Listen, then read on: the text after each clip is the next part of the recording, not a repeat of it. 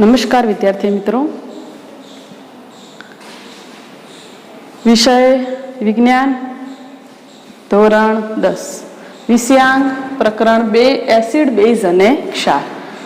તો વિદ્યાર્થી મિત્રો, અડધું પ્રકરણ જે છે એ તમે આગળ અભ્યાસ કરી ગયા. હવે બાકીનું અડધું પ્રકરણ જે છે એ મારા ભાગે આવે છે. તો હવે આપણે આગળ અભ્યાસ કરીએ છીએ.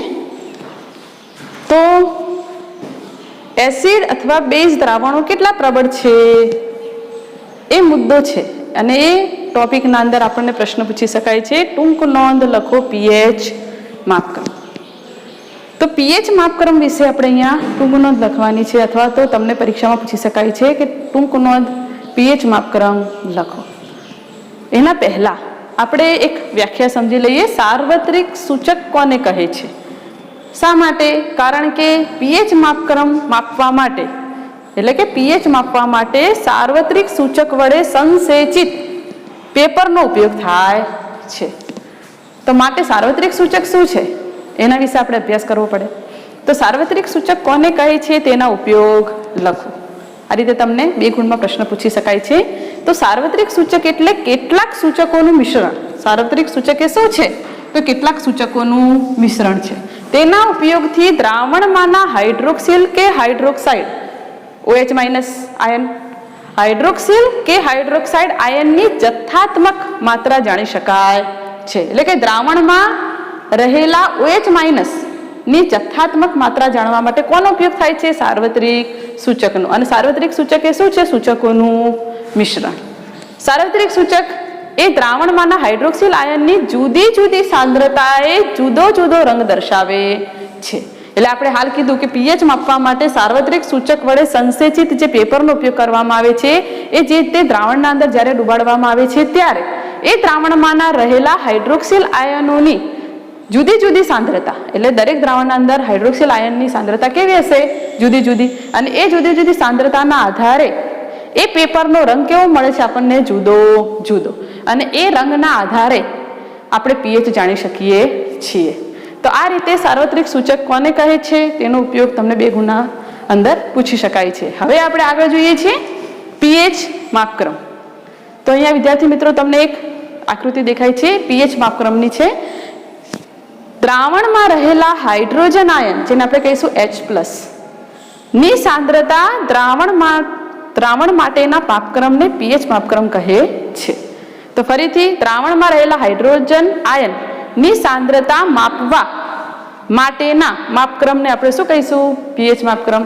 તો દ્રાવણમાં રહેલા H+ આયનની સાંદ્રતા માપવા માટે જેનો ઉપયોગ થાય છે તેને આપણે શું કહીશું? પીએચ માપક્રમ.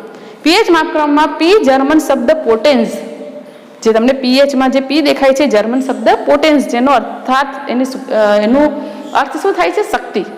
તે શક્તિ સૂચવે છે.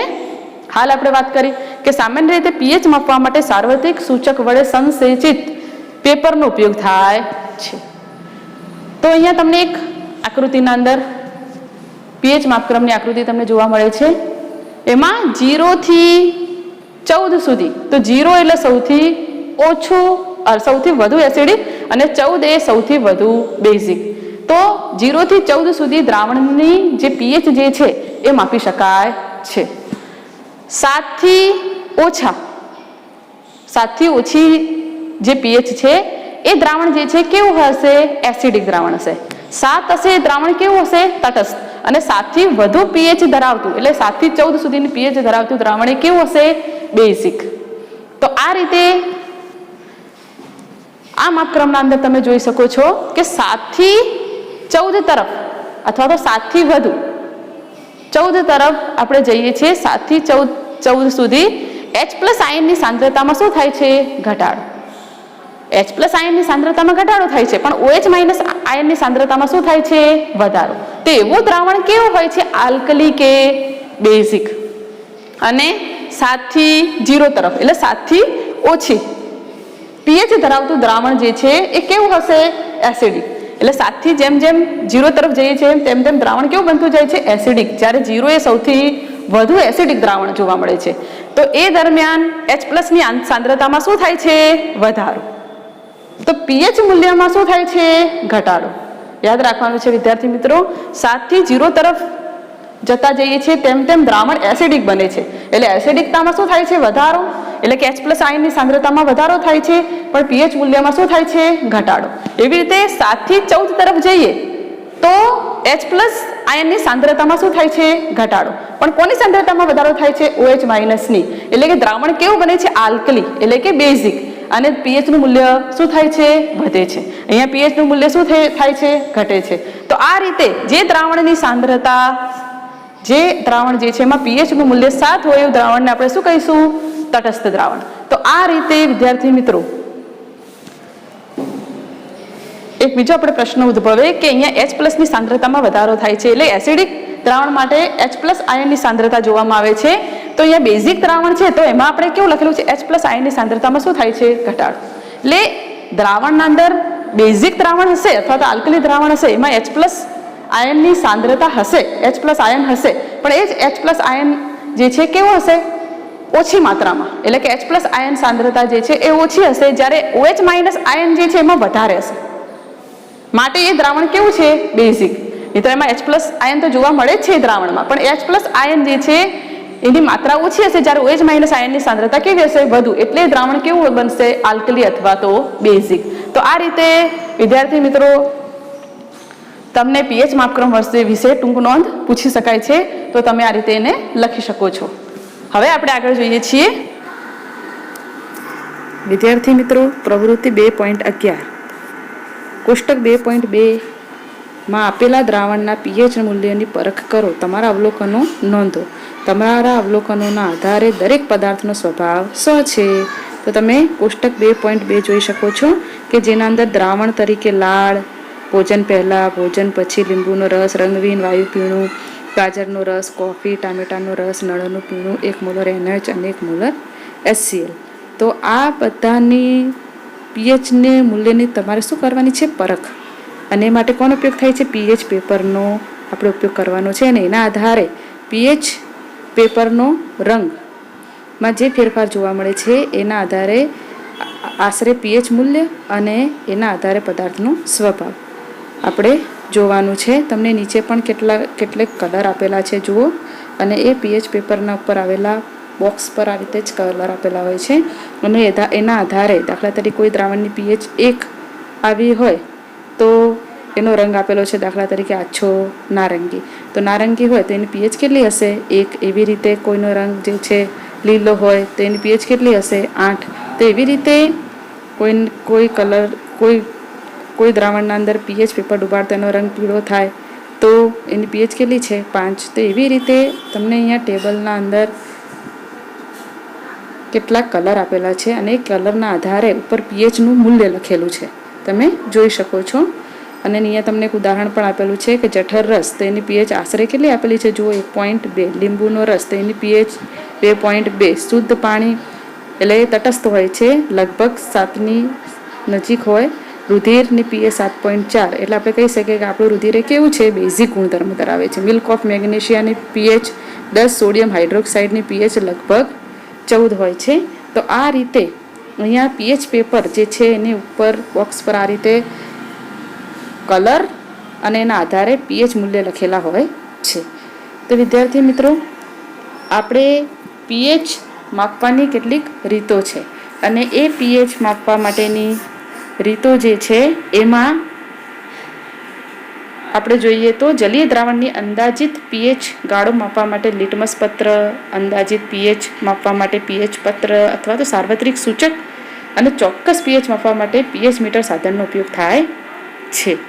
તો અંદાજિત pH ગાળો માપવા માટે આપણે લિટમસ પત્ર જે છે એના વિશે જાણીએ છીએ કે 2 લિટમસ પત્ર હોય છે, એક લાલ અને એક ભૂરું. જો દ્રાવણના અંદર લાલ લિટમસ પેપરને નાખતા એ ભૂરું બને તો દ્રાવણ કેવું હશે? બેઝિક. એવી જ રીતે જો ભૂરા લિટમસ પેપરને નાખતા લિટમસ પત્રને દ્રાવણમાં નાખતા એ લાલ બને તો એ દ્રાવણ કેવું છે? એસિડિક. તો અહીંયા લિટમસ પેપરના આધારે જે છે એ pH મૂલ્ય નક્કી નથી કરી શકતા, પણ દ્રાવણ એસિડિક છે કે બેઝિક એ જાણી શકીએ છીએ. એ જ રીતે અંદાજિત pH માપવા માટે 2 પદ્ધતિ છે. એક છે pH પત્રનો ઉપયોગ. તો pH પત્ર જે છે આછા પીળા રંગનું હોય છે પીએચ પત્રના રંગમાં થતા ફેરફારની નોંધ કરવા માટે પીએચ પેપર ધરાવતા બોક્સની ઉપર હાલ તમને મેં કહ્યું કે નીચે મુજબ તમને પટ્ટીના અંદર રંગ આપેલા છે, એવી રીતે રંગ આપેલા હોય છે અને એની પર પીએચ મૂલ્ય લખેલું હોય છે. એટલે કે જે તે દ્રાવણના અંદર પીએચ પત્રને ડુબાડવામાં આવે છે ત્યારે તે રંગ દર્શાવે છે અને રંગના આધારે પીએચનું મૂલ્ય આપણે જાણી શકીએ છીએ. પણ એ પીએચનું મૂલ્ય પણ ચોક્કસ હોતું નથી, પણ એ અંદાજિત પીએચનું માપ દર્શાવે છે. એવી જ રીતે સાર્વત્રિક સૂચક, તો સાર્વત્રિક સૂચક જે છે એક બોટલ આવેલી હોય છે અને એ બોટલની ઉપર જેમ નીચે પટ્ટીમાં તમને કલર દેખાય છે ને એમ બોટલની ઉપર જે છે એ કાગળની ઉપર કલર આપેલા હોય છે અને એની ઉપર પીએચ દર્શાવેલી હોય છે. તો જે દ્રાવણની પીએચ જાણવી હોય તે દ્રાવણમાં સાર્વત્રિક સૂચકના 2-3 ટીમ્પા નાખવામાં આવે છે અને તે દરમિયાન જે પણ કલર બદલાય છે અને જે કલર તમને જોવા મળે છે એના આધારે પીએચ આપણે જાણી શકીએ છીએ. અને ત્રીજું છે ચોક્કસ પીએચ માપવી. તો ચોક્કસ પીએચ માપવા માટે પીએચ મીટરનો ઉપયોગ થાય છે કે જેના દ્વારા આપણે ચોક્કસ પીએચ માપી શકીએ છીએ. જ્યારે બાકીની તમને રીતો કઈ એનાથી આપણે અંદાજિત પીએચનું મૂલ્ય મેળવી શકીએ છીએ. તો વિદ્યાર્થી મિત્રો, આ રીતે કોષ્ટકના અંદર જે તમને દ્રાવણ આપેલા છે એ દ્રાવણ જે છે એના આધારે આપણે પીએચ પેપરનો રંગ અને આશરે પીએચનું મૂલ્ય શું જોવા મળે છે અને એના આધારે પદાર્થનો સ્વભાવ જે છે એના વિશે આપણે જોઈએ. કોષ્ટક 2.2માં આપણે જોઈએ તો દ્રાવણ આપેલા છે તમને અને એની સામે પીએચ પેપરનો રંગ, સામે પીએચ મૂલ્ય અને પદાર્થનો સ્વભાવ. તો આપણે જોઈએ લાળ ભોજન પહેલા એના અંદર પીએચ પેપરને ડુબાડતા એનો રંગ કેવો થાય છે? આછો લીલો અને પીએચનું મૂલ્ય 7.4. કેવું ગુણધર્મ ધરાવતું હશે? બેઝિક. લાળ ભોજન પછી તો પીએચ પેપર ડુબાડતા આછા પીળા રંગનું જોવા મળશે, 5.8 પીએચ છે અને કેવો ગુણધર્મ ધરાવતું હશે? એસિડિક. લીંબુનો રસ એમાં પીએચ પેપર ડુબાડતા ગુલાબી રંગનો જોવા મળે છે અને એમાં પીએચ છે 2.5 અને કેવો ગુણધર્મ ધરાવતો હશે? એસિડિક. રંગવિહીન વાયુ પીણું આછો પીળો એની પીએચ 6.0 અને એસિડિક ગુણધર્મ ધરાવે છે. ગાજરનો રસ આછો નારંગી 4.0 એસિડિક ગુણધર્મ ધરાવે છે. કોફી નારંગી પીળો 5.0 એસિડિક સ્વભાવ ધરાવે છે. ટામેટાનો રસ ઘેરો નારંગી 4.1 એસિડિક સ્વભાવ ધરાવે છે. નળનું પાણી લીલો તટસ્થ એટલે એની પીએચ કેટલી છે? 7. 1 મોલર NaOH પીએચ પેપર ડુબાડતા ઘેરો વાદળી એની પીએચ લગભગ 13 થી 14 ની વચ્ચે હોય છે અને બેઝિક ગુણધર્મ ધરાવે છે. 1 મોલર HCl પીએચ પેપરનો રંગ લાલ બને છે, પીએચનું મૂલ્ય 1.0 અને એસિડિક સ્વભાવ ધરાવે છે. તો વિદ્યાર્થી મિત્રો, આ જે બધું તમને પીએચના મૂલ્ય જોવા મળે છે એ ચોક્કસ નથી, પણ એ અંદાજિત પીએચ છે. ચોક્કસ પીએચ માપવા માટે પીએચ મીટરનો જ ઉપયોગ થાય છે. જ્યારે અંદાજિત પીએચ માપવી હોય તો આ રીતે પીએચ પેપર, સાર્વત્રિક સૂચક અને લિટમસ પેપરનો ઉપયોગ થાય છે. પણ લિટમસ પેપર દ્વારા આપણે પીએચનું મૂલ્ય નથી જાણી શકતા, પણ એ એસિડિક છે કે બેઝિક છે દ્રાવણ એ જાણી શકીએ છીએ. બાકી અંદાજિત પીએચ જાણવા માટે પીએચ પેપર અને સાર્વત્રિક સૂચકનો ઉપયોગ થાય છે. તો આ રીતે તમે આ કોષ્ટક દ્વારા તમને અંદાજિત પીએચનું મૂલ્ય આપણે જાણી શકીએ છીએ. આ નીચે તમને માહિતી આપેલી છે એના દ્વારા પણ પૂછી શકાય છે કે આપણું રુધિર જે છે એની લગભગ પીએચ કેટલી છે? તો 7.4. અને તેઓ કેવો સ્વભાવ ધરાવે છે? તો એ આલ્કલી અથવા આપણે એને શું કહીશું? બેઝિક સ્વભાવ ધરાવે છે. જઠર રસ એની પીએચ આશરે કેટલી હોય છે? તો આપણે કહી શકીએ 1.2. તો આ રીતે વિદ્યાર્થી મિત્રો તમારે આ કોષ્ટકનો અભ્યાસ કરવાનો છે.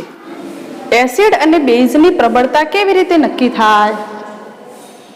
અથવા નિર્બળ અને પ્રબળ એસિડ તથા નિર્બળ અને પ્રબળ બેઝ કોને કહે છે? આ રીતે પરીક્ષામાં તમને પ્રશ્ન પૂછી શકાય છે. અથવા તો પ્રબળ બેઝના 2 ઉદાહરણ આપો, નિર્બળ બેઝના 2 ઉદાહરણ આપો, પ્રબળ એસિડના 2 ઉદાહરણ આપો અને નિર્બળ એસિડના 2 ઉદાહરણ આપો. આ રીતે પણ તમને પરીક્ષાના અંદર પૂછી શકાય છે. તો એસિડ અને બેઝની પ્રબળતા અનુક્રમે તેમાંથી ઉદ્ભવતા H+ આયન અને OH- આયનની સાંદ્રતા પર આધાર રાખે છે. આપણે જાણીએ છીએ વિદ્યાર્થી મિત્રો કે આપણે એસિડિક દ્રાવણ કોને કહીએ? તો જે દ્રાવણના અંદર H+ આયનની સાંદ્રતા વધુ હોય એવું દ્રાવણ એસિડિક, અને જે દ્રાવણના અંદર OH- આયનની સાંદ્રતા વધુ હોય એને આપણે શું કહીએ છીએ? બેઝિક. એટલે કે એસિડિક અને બેઝિક માટે H+ અને OH- આયન જવાબદાર છે. તો આગળ જોઈએ છીએ, જે એસિડ પાણીમાં વધુ માત્રામાં H+ આયનો આપે છે તેને આપણે શું કહીશું? પ્રબળ એસિડ. તો હવે આપણે પ્રબળ એસિડની વાત કરીએ છીએ. તો પ્રબળ એસિડ કોને કહેવાય? તો જે એસિડ પાણીમાં વધુ માત્રામાં શું આપે છે? H+ ion.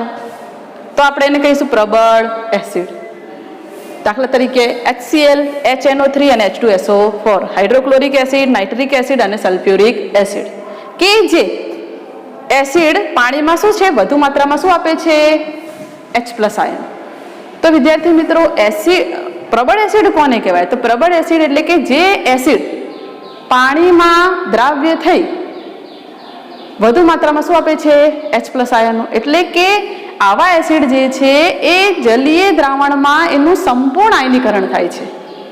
એટલે કે એમાં દ્રાવ્ય પદાર્થ જે છે એ સંપૂર્ણ દ્રાવ્ય પદાર્થ જે છે એ H+ અથવા તો H3O+ આયનના અંદર પરિણમે. તો એવા દ્રાવણને આપણે શું કહીશું? પ્રબળ એસિડ. એટલે કે એસિડ કે જે જલીય દ્રાવણના અંદર ઓગળેલો છે એનું સંપૂર્ણ આયનીકરણ થાય છે. સંપૂર્ણ આયનીકરણનો મતલબ શું થાય છે? કે એમાં દ્રાવ્ય પદાર્થ જે છે એ સંપૂર્ણ રીતે H+ કે H3O+ આયનના અંદર પરિણમે છે અને એને આપણે શું કહીશું? પ્રબળ એસિડ.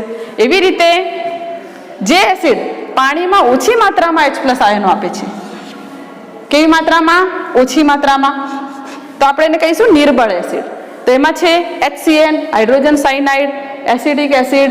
તો આવા જે અને HCOOH, જેને આપણે કહીશું ફોર્મિક એસિડ. તો આ બધા એસિડ દેખાય છે તમને એ કેવા છે? નિર્બળ એસિડ. નિર્બળ એસિડ કેમ છે? કે જે એસિડ પાણીમાં ઓછી માત્રામાં H+ ઉત્પન્ન કરે છે. બંને એસિડ છે, તમે જુઓ, આ પણ એસિડ છે, આ એસિડ જ છે, પણ જે એસિડ પાણીમાં વધુ માત્રામાં H+ આપે છે, એટલે કે કેટલાક એસિડ છે પાણીમાં સંપૂર્ણ આયનીકરણ પામે છે અને કેટલાક એસિડ એવા છે કે જે પાણીના અંદર અપૂર્ણ આયનીકરણ અથવા તો આંશિક એનું આયનીકરણ થાય છે. એટલે કે એમાં H+ ઉત્પન્ન તો થશે, પણ એ H+ જે છે એ કેવો છે? ઓછી માત્રામાં. એટલે કે સંપૂર્ણ આયનીકરણ થશે નહીં. એટલે કે દ્રાવ્ય પદાર્થ જે છે સંપૂર્ણ H+ કે H3O+ ના અંદર એ સંપૂર્ણ એનું દ્રાવ્ય પદાર્થ જે છે H+ કે H3O+ ના અંદર પરિણમશે નહીં. H+ તો ઉત્પન્ન થવાનું છે, પણ એની માત્રા કેવી હશે? ઓછી. તો આવા એસિડને આપણે કહીશું નિર્બળ એસિડ. તે રીતે વિદ્યાર્થી મિત્રો, તમે પ્રબળ એસિડ અને નિર્બળ બેઝ અને નિર્બળ બેઝ વિશે પણ વ્યાખ્યા આપી હોય તો આપી શકો છો કે નહીં? કેવી રીતે? તો પ્રબળ બેઝ તો આપણે એમ લખીશું કે જે બેઝ પાણીમાં વધુ માત્રામાં H+ નહીં, પણ હવે શું લખીશું? OH-. આપણે જાણીએ છીએ કે બેઝ માટે કયો આયન જવાબદાર છે? OH-. તો હવે આપણે શું બોલીશું? જે બેઝ પાણીમાં વધુ માત્રામાં OH- આપે છે તેને આપણે શું કહીશું? પ્રબળ બેઝ. દાખલા તરીકે NaOH, KOH અને CaOH twice, sodium hydroxide, potassium hydroxide અને કેલ્શિયમ હાઇડ્રોક્સાઇડ. તો આ બધા બેઝ જે છે એ પણ એ રીતે જ વ્યાખ્યા આપી શકાય. આપણે આગળ કીધું કે આ બેઝ જે છે એ જલીય દ્રાવણના અંદર એનું સંપૂર્ણ આયનીકરણ થાય છે. એટલે કે એમાં દ્રાવ્ય પદાર્થ જે છે એ સંપૂર્ણ રીતે OH- ના અંદર પરિણમે છે અને જેના કારણે આવું દ્રાવણ જે છે એને આપણે શું કહીશું? પ્રબળ બેઝ. એવી રીતે નિર્બળ બેઝ તો આ જ રીતે જ વ્યાખ્યા કે જે બેઝ પાણીમાં ઓછી માત્રામાં શું આપશે? OH- આયન તો આપે છે તેને આપણે શું કહીશું? હવે નિર્બળ બેઝ. તો નિર્બળ બેઝ માટે જવાબદાર આયન OH- છે. તો જે દ્રાવણમાં જે જલીય દ્રાવણના અંદર દ્રાવ્ય પદાર્થ ઓગાળતા જે દ્રાવણમાં OH- જે આયન કેવી માત્રામાં પરિણમે? ઓછી માત્રામાં. તો આપણે એને શું કહીશું? નિર્બળ બેઝ. એટલે કે જલીય દ્રાવણમાં બેઝ જે છે, બેઝ જ્યારે ઓગાળવામાં આવે છે ત્યારે એનું સંપૂર્ણ આયનીકરણ થતું નથી, પણ આંશિક આયનીકરણ થાય છે. એટલે કે દ્રાવ્ય પદાર્થ જે છે એ OH- ના અંદર પરિણમશે, પણ સંપૂર્ણ રીતે પરિણમશે નહીં. તો આપણે એને કહીશું નિર્બળ બેઝ. તો એમાં છે એમોનિયા અને એમોનિયમ હાઇડ્રોક્સાઇડ. તો આ રીતે વિદ્યાર્થી મિત્રો, પ્રબળ એસિડ, નિર્બળ એસિડ, પ્રબળ બેઝ, નિર્બળ બેઝ, એ શેના પર આધારિત છે? એ H+ અને OH- આયનની સાંદ્રતા ઉપર આધારિત છે. જેમ H+ આયનની સાંદ્રતા પાણીમાં વધુ એને પ્રબળ એસિડ, H+ આયનની સાંદ્રતા પાણીમાં ઓછી તો એને નિર્બળ એસિડ, OH- આયનની સાંદ્રતા પાણીમાં વધુ તો પ્રબળ બેઝ અને OH- આયનની સાંદ્રતા પાણીમાં ઓછી તો આપણે એને કહીશું નિર્બળ બેઝ. તો આ રીતે તમને પરીક્ષાના અંદર બે ઉદાહરણ પણ પૂછી શકાય છે અને વ્યાખ્યા અને ઉદાહરણ પણ પૂછી શકાય છે. હવે વિદ્યાર્થી મિત્રો આપણે આગળ જોઈએ દૈનિક જીવનમાં પીએચનું મહત્વ. તો દૈનિક જીવનના અંદર પીએચનું મહત્વ અથવા શું વનસ્પતિઓ અને પ્રાણીઓ પીએચ પ્રત્યે સંવેદનશીલ હોય છે? આ રીતે પણ પ્રશ્ન પૂછી શકાય છે. અથવા તો દૈનિક જીવનમાં પીએચનું મહત્વ જે છે એમાં જમીનમાં પીએચનું મહત્વ અને દાંતનું ક્ષય રોકવામાં પીએચનું મહત્વ સમજાવો. આ રીતે પણ 2 ગુણના અંદર તમને 2 મુદ્દા પૂછી શકાય છે અથવા તો 4 ગુણના અંદર આ રીતે 4 મુદ્દા પણ પૂછી શકાય છે. તો પહેલું છે સજીવના અસ્તિત્વમાં પીએચનું મહત્વ. તો સામાન્ય રીતે માનવ શરીરમાં થતી દેહધાર્મિક ક્રિયાઓ, આપણા શરીરના અંદર જે દેહધાર્મિક ક્રિયાઓ થાય છે તે 7 થી 7.8 પીએચની મર્યાદામાં થાય છે. તો આપણા શરીરના અંદર જે દેહધાર્મિક ક્રિયાઓ થાય છે એ દેહધાર્મિક ક્રિયાઓ કેટલી પીએચની મર્યાદામાં થાય છે? આવું એક ગુણમાં પણ પૂછી શકાય છે. 7 થી 7.8 પીએચની મર્યાદામાં. જો આમાં ફેરફાર થાય તો આપણી દેહધાર્મિક ક્રિયાઓ જે છે એના અંદર પણ આપણને ફેરફાર જોવા મળે છે. એટલે કે દેહધાર્મિક ક્રિયાઓ જે છે એમાં ખલેલ પહોંચે છે. સામાન્ય પાણીની પીએચ લગભગ કેટલી હોય છે? લગભગ લખેલું છે તમે જુઓ 7ની આસપાસ હોય છે. 7 પણ હોઈ શકે અને 7ની આસપાસ હોઈ શકે છે. જ્યારે વરસાદી પાણીની પીએચ લગભગ કેટલી હોય છે? 5.6ની આસપાસ. તો વિદ્યાર્થી મિત્રો આપણે આગળ જોયું કે જેની પીએચ 7 કરતાં ઓછી હોય એવું દ્રાવણ કેવું હોય છે? એસિડિક. તો અહીંયા વરસાદી પાણીની પીએચ 5.6 થી ઓછી હોય તો એવું વરસાદી પાણી જે છે એને આપણે કહીશું એસિડ વરસાદ. અને એવું એસિડ વરસાદ ધરાવતું પાણી છે જ્યારે નદી કે જળાશયોના અંદર ભળે છે ત્યારે એ નદી કે જળાશયના દ્રાવણની પીએચ એટલે કે એ પાણીની પીએચ માં શું કરે છે? ઘટાડો કરે છે. અને ઘટાડો કરવાથી જલીય વનસ્પતિ, જળચર પ્રાણીઓની દેહધાર્મિક ક્રિયાઓના અંદર શું થાય છે? ફેરફાર થાય છે. એટલે કે એમનું અસ્તિત્વ જોખમાય છે. ઉપરાંત આગળ જોઈએ છીએ જમીનમાં પીએચનું મહત્વ. તો જમીનમાં પીએચનું મહત્વ તો વિદ્યાર્થી મિત્રો તંદુરસ્ત વનસ્પતિ માટે પીએચનું મહત્વ એ આવશ્યક છે. શેમાં? જમીનમાં. જે જમીનની પીએચ 6.5 અને 7.3ની વચ્ચે હોય તેવી જમીનમાં છોડની વૃદ્ધિ અને વિકાસ કેવો થાય છે? સારો. તો આ રીતે પરીક્ષામાં 1 ગુણના અંદર આ બી પૂછી શકાય છે કે તંદુરસ્ત વનસ્પતિ અથવા તો તંદુરસ્ત વૃદ્ધિ અને વિકાસ પામતા છોડ જે છે એની પીએચ કેટલી હોય છે? તો 6.5 થી 7.3ની વચ્ચે. ફરીથી જે જમીનની પીએચ આપણે જમીનની વાત કરીએ છીએ છોડની નહીં. તો જે જમીનની પીએચ 6.5 થી 7.3ની વચ્ચે હોય એવી જમીનમાં છોડની વૃદ્ધિ અને વિકાસ કેવો થાય છે? સારો. તો ખેડૂતો એસિડિક જમીનને તટસ્થ કરવા માટે શું ઉમેરે છે? એમાં લાઇમ, CaO, કેલ્શિયમ ઓક્સાઇડ. તો આવું પણ 1 ગુણના અંદર પૂછી શકાય છે કે ખેડૂતો એસિડિક જમીનને તટસ્થ કરવા માટે એના અંદર શું ઉમેરે છે? તો એના અંદર બેઝિક પદાર્થ ઉમેરે છે લાઇમ, જેના કારણે એનું તટસ્થીકરણ થઈ જાય. એવી જ રીતે બેઝિક જમીન હશે તો તેને તટસ્થ કરવા માટે એમાં શું ઉમેરે છે? જીપ્સમ.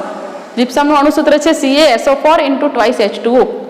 તો આ રીતે 1 ગુણમાં એ પણ પ્રશ્ન તમને પૂછી શકાય છે કે જીપ્સમનું અણુસૂત્ર લખો. તો CaSO4 × 2H2O. અથવા ખેડૂતો જમીનને બેઝિક જમીનને તટસ્થ કરવા માટે એમાં શું ઉમેરે છે? તો એમાં શું ઉમેરે છે? જીપ્સમ. તો આ રીતે જમીન એસિડિક હોય તો એના અંદર બેઝ ઉમેરવામાં આવે છે અને જમીન બેઝિક હોય તો એના અંદર એસિડ પદાર્થ ઉમેરવામાં આવે છે. કેમ? કારણ કે જમીનનું તટસ્થીકરણ કરવું જરૂરી છે, જેના કારણે અંદર ઉગેલો છોડ જે છે અથવા તો વનસ્પતિ જે છે એની તંદુરસ્તી જળવાઈ રહે. તો ફરીથી વિદ્યાર્થી મિત્રો છોડની વૃદ્ધિ અને વિકાસ માટે જમીનની પીએચ 6.5 થી 7.3ની વચ્ચે હોવી જોઈએ. આગળ જોઈએ છે પાચન તંત્રમાં પીએચનું મહત્વ.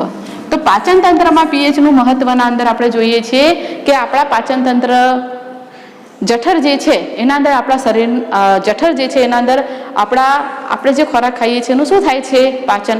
તો એ જઠરમાંથી શેનો સ્ત્રાવ થાય છે? આપણે જાણીએ છીએ, આપણે આગળ જોઈ ગયું મનુષ્યનું પાચન તંત્રના અંદર કે જઠરમાંથી એસિડનો સ્ત્રાવ થાય છે અને એ એસિડ જે છે એ જઠરને નુકસાન પહોંચાડ્યા વગર ખોરાકનું શું કરે છે?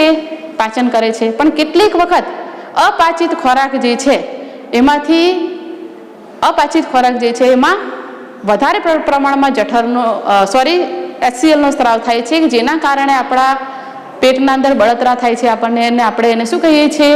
એસિડિટી. તો એ એસિડિટી કે જે વધુ પડતા એસિડના સ્ત્રાવથી થાય છે. તો આ વધુ પડતા એસિડના સ્ત્રાવથી થતી એસિડિટીને રોકવા માટે એના અંદર એન્ટાસિડ, જેને કહેવાય પ્રતિ એસિડ પદાર્થ, જે જો બહારથી લેવામાં આવે તો આ એસિડિટી જે છે એને આપણે રોકી શકીએ છીએ. તો એસિડિટી જે થઈ છે એના માટે કયો એન્ટાસિડ અથવા તો પ્રતિ એસિડ પદાર્થ લેવામાં આવે છે? તો ખાવાના સોડા, જેને કહેવાય NaHCO3, એનું અણુસૂત્ર છે સોડિયમ બાયકાર્બોનેટ. જે તમે જાણતા હશો, જો તમને પેટમાં બળતરા થતી હોય, એસિડિટી થઈ હોય તો તમે ઈનો પીવો છો લાવીને. એ ઈનો એ શું છે? એ આ જ છે, ખાવાનો સોડા, જેને કહેવાય સોડિયમ બાયકાર્બોનેટ, જે બેઝિક ગુણધર્મ ધરાવે છે કે જે એસિડિક, જે આપણા શરીરના અંદર એસિડિટીનું પ્રમાણ વધ્યું થઈ ગયું હોય છે, તો બહારથી તમે બેઝિક પદાર્થ એટલે કે ખાવાના સોડા જે છે એને જો શરીરમાં દાખલ કરો તો શું થશે? એ બંને વચ્ચે તટસ્થીકરણની પ્રક્રિયા થશે અને આપણા શરીરના અંદર એસિડિટીનું પ્રમાણ શું થઈ જશે? ઓછું થઈ જશે. એના સિવાય મિલ્ક ઓફ મેગ્નેશિયા, MgOH એનું અણુસૂત્ર છે. તો આ મિલ્ક ઓફ મેગ્નેશિયા અને ખાવાના સોડા જે છે એ શું છે? એન્ટાસિડ અથવા તો પ્રતિ એસિડ પદાર્થો. તો આ રીતે પરીક્ષામાં તમને એક ગુણમાં પણ પૂછી શકાય છે કે એન્ટાસિડ અથવા તો પ્રતિ એસિડ પદાર્થોના નામ લખો.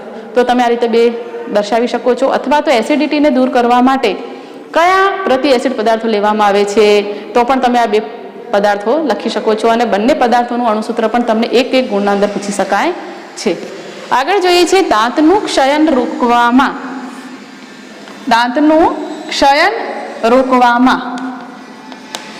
પીએચનું મહત્વ. તો વિદ્યાર્થી મિત્રો, જ્યારે મોંના અંદરના ભાગની પીએચ 5.5 કરતા ઘટી જાય, આપણા મોંના અંદરના ભાગની પીએચ 5.5 કરતા ઘટી જાય, ત્યારે દાંતનું ક્ષયન શરૂ થાય છે. દાંતનું ઉપરનું પડ જે છે એ શેનું બનેલું છે? કેલ્શિયમ ફોસ્ફેટનું. તમને એક ગુણના અંદર ફરીથી અણુસૂત્ર પણ પૂછી શકાય છે. કેલ્શિયમ ફોસ્ફેટનું અણુસૂત્ર લખો તો Ca3Pa4 ટ્વાઇસ. તો આ કેલ્શિયમ ફોસ્ફેટ જે છે એ દાંતનું ઉપરનું પડ છે કે જે આપણા શરીરના અંદર સૌથી મજબૂત ભાગ કહી શકાય. તો આ દાંત જે છે એને જો પાણીના અંદર મૂકી રાખવામાં આવે ને તો એનું ક્ષયન થતું નથી. પણ જ્યારે મોંના અંદરના ભાગની પીએચ જે છે 5.5 કરતા ઘટી જાય ત્યારે આ દાંતનું શું થવા લાગે છે? ક્ષયન. તો એ કેવી રીતે? તો આપણે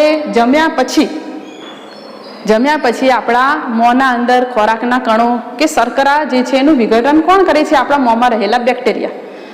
તો આપણા મોંમાં રહેલા બેક્ટેરિયા આપણે જમ્યા પછી જો બ્રશ ન કરીએ અથવા તો કોગળો ન કરીએ તો શું થાય? દાંતની વચ્ચે ભરાયેલા ખોરાકના કણો અને શર્કરાનું એ વિઘટન કરે છે અને શું ઉત્પન્ન કરે છે? એમાંથી એસિડ. અને એ એસિડ કે જેની પીએચ 5.5 કરતાં ઓછી હોય તો જેના કારણે આપણા દાંતના અંદર શું સડવાનું એટલે કે સડન થવાની પ્રક્રિયા ચાલુ થઈ જાય છે.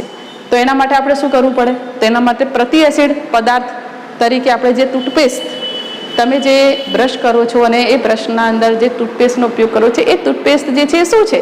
એ બેઝિક પદાર્થ ધરાવે છે.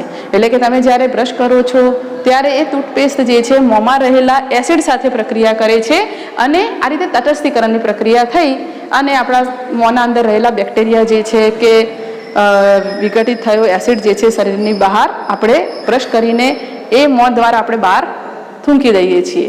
તો આ રીતે એક ગુણના અંદર આ પણ પૂછી શકાય છે કે કેલ્શિયમ ફોસ્ફેટનું અણુસૂત્ર લખો. અને ટૂથપેસ્ટના અંદર ખાવાના સોડા જ હોય છે કે જે બેઝિક પદાર્થ ધરાવે છે અને જે તટસ્થીકરણની પ્રક્રિયાનું કાર્ય કરે છે. હવે આગળ છેલ્લો મુદ્દો જોઈએ છે મધમાખીના ડંખની અસરના ઉપચારમાં. તો વિદ્યાર્થી મિત્રો, જ્યારે આપણને મધમાખી કરડે છે ત્યારે આપણે જોઈએ છીએ કે એટલો ભાગ જે છે એ આપણે એટલા ભાગના અંદર આપણને સોજો આવે છે, અથવા તો આપણને લાલ લાલ ભાગ એ દેખાય છે, સોજો આવે છે અને આપણને બળતરા થાય છે અને આપણને શું આવે છે? ખંજવાળ આવે છે. તો જ્યારે મધમાખી કરડે છે ત્યારે એ મધમાખી આપણા શરીરના અંદર એસિડનો સ્ત્રાવ કરે છે, અને એ એસિડ કયો છે? મેલિટીન, કે જે 16 એમિનો એસિડ ધરાવતો પોલીપેપ્ટાઇડ છે. એવો એસિડ જે છે ને એ આપણા શરીરના અંદર એ દાખલ કરે છે. તો હવે એના ઉપચારમાં આ જ ખાવાના સોડા અથવા તો ટૂથપેસ્ટ જ્યાં તમને મધમાખી કરડી હોય ને એની આસપાસ આપણે જો એ ભાગમાં લગાવી દેવામાં આવે તો આપણે એનાથી રાહત અનુભવી શકીએ છીએ. એટલે કે એસિડનો જે સ્ત્રાવ થયો હોય એની આજુબાજુ બેઝિક પદાર્થ લગાવી દેવામાં આવે તો શું થાય? એનું તટસ્થીકરણ અને સોજો ધીમે ધીમે ઉતરી જાય અને આપણને એનાથી શું અનુભવાય? રાહત. એવી રીતે એક કૌવચ નામની એક તૃણીય વનસ્પતિ જે છે એ વનસ્પતિના પાંદડાના ડંખ મારતા રોમમાં કયો એસિડનો સ્ત્રાવ થાય છે? Methanoic acid. તો આવું એક ગુણના અંદર પણ પૂછી શકાય છે કે કૌવચ નામની એક તૃણીય વનસ્પતિ છે, અથવા તો કઈ વનસ્પતિ જે છે એના પાંદડાના રોમમાંથી મિથેનોઇક એસિડ મુક્ત થાય છે? તો કૌવચ અથવા તો કૌવચ નામની વનસ્પતિના પાંદડાના ડંખ મારતા રોમમાંથી કયો એસિડ મુક્ત થાય છે? તો શું આવે છે? Methanoic acid. તો એ મિથેનોઇક એસિડ જે છે એના ઉપચારમાં કુદરતી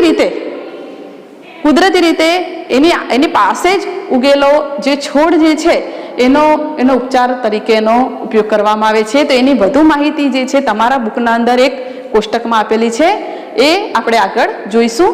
તો આ રીતે વિદ્યાર્થી મિત્રો તમને 5 ગુણના અંદર બે પ્રશ્ન પૂછી શકાય છે.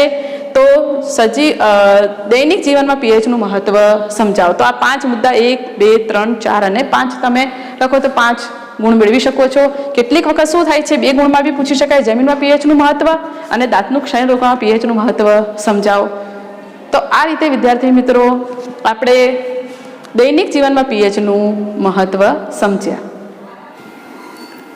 વિદ્યાર્થી મિત્રો, કુદરત પણ કેટલીક વાર તટસ્થીકરણના વિકલ્પો પૂરા પાડે છે. એનું એક ઉદાહરણ તમારા બુકમાં આપેલું છે, જે આપણે જોઈએ.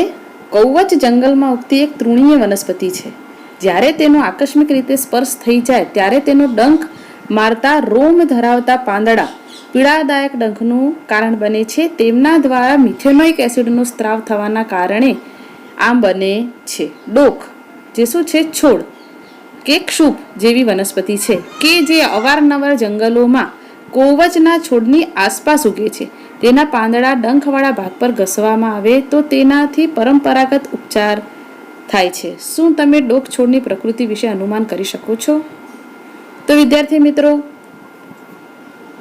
આપણને શું કહે છે આમાં કે કૌવચ જંગલમાં ઉગતી કેવી વનસ્પતિ છે? તૃણીય વનસ્પતિ, કે જેના પાંદડાનો જો સ્પર્શ કરવામાં આવે તો એમાંથી કયો એસિડનો સ્ત્રાવ થાય છે? મિથેનોઇક એસિડનો. અને જેના કારણે આપણને શું થાય છે?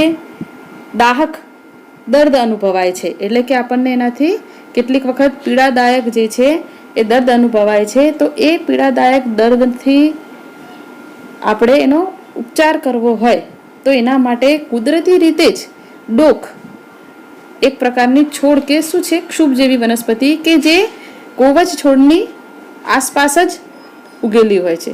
કૌવચ તૃણીય વનસ્પતિની આસપાસ જ ઉગેલી હોય છે. તો એ છોડ જે છે, ડોક જે છે, એ છોડના પાંદડાને ઘસીને જો જે ભાગ આપણે કૌવચ વનસ્પતિના પાંદડાને અડ્યો હોય એ ભાગ પર જો ઘસીને લગાવી દેવામાં આવે તો તેનો તાત્કાલિક ઉપચાર થાય છે. તો તમને અહીંયા પ્રશ્ન પૂછ્યું છે, શું તમે ડોક છોડની પ્રકૃતિ વિશે અનુમાન કરી શકો છો? તો આપણે શું વિદ્યાર્થી મિત્રો અનુમાન કરી શકીએ છીએ કે જે તૃણીય વનસ્પતિ કૌવચ છે જેના પાંદડામાંથી શેનો સ્ત્રાવ થાય છે? મિથેનોઇક એસિડનો, એટલે કે એસિડનો સ્ત્રાવ થાય છે.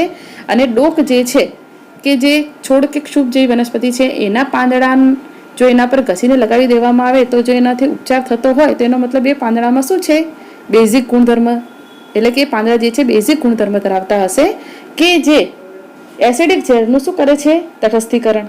તો આ રીતે વિદ્યાર્થી મિત્રો કુદરતમાં પણ તટસ્થીકરણનો વિકલ્પ આવેલો છે. તો આ રીતે પરીક્ષામાં તમને એક ગુણના અંદર પૂછી શકાય છે કે કઈ તૃણીય વનસ્પતિ જે છે કે જેના દ્વારા મિથેનોઇક એસિડનો સ્ત્રાવ થાય છે?